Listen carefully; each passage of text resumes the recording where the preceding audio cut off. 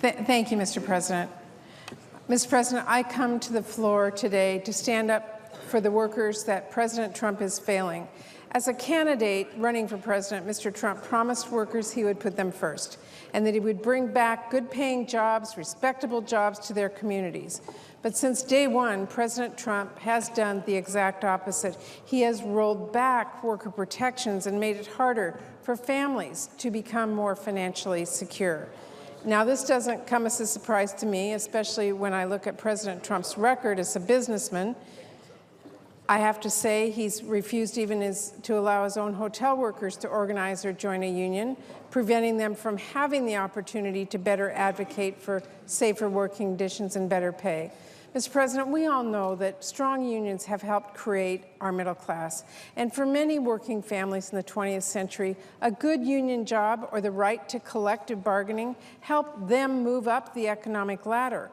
But over the past few decades, we have seen a decline in unions and union membership across the country. And as a result of that, our economy has started to favor corporations and those at the top. This paved the way for President Trump and billionaires like him to take advantage of their workers with little recourse for everyday people who are the backbone of our country.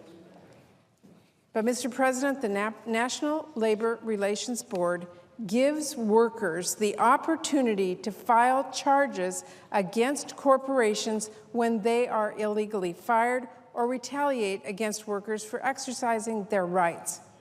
President Trump should be familiar with the NLRB, as his own businesses have had complaints filed numerous times. That is precisely why it is so important that the board is independent and is committed to advocating for workers and their right to organize.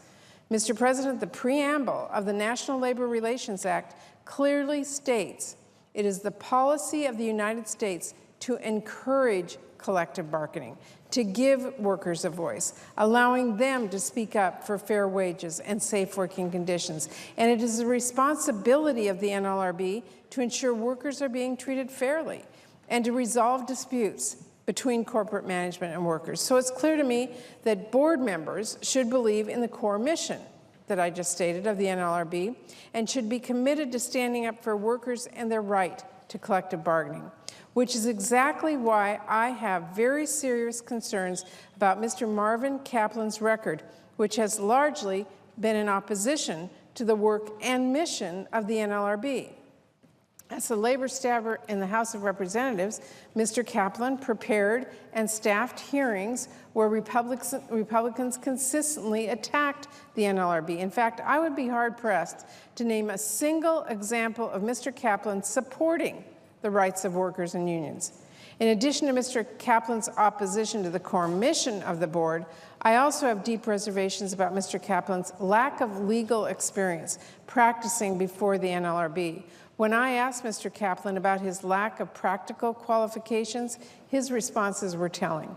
Have you ever represented a party, employer, or union in an unfair labor practice case or representation case before the board? No. Have you ever represented a worker in an employment matter? Nope. And what's more, when asked to speak on the pressing questions facing the board at his confirmation hearing, he actually confused basic labor issues and decisions, further calling into question whether he has the experience and knowledge to serve on this critically important board. This is not a difficult concept for workers across the country to grasp.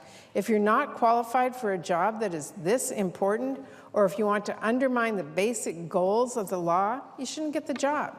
So, Mr. President, I will be voting no on Mr. Kaplan's confirmation. I urge my colleagues to do the same, and I know my colleagues on both sides of the aisle want to strengthen our economy and rebuild our middle class. So I hope we can stand with working families across the country who are simply asking today for a fair shot. Thank you, Mr. President. I yield the floor.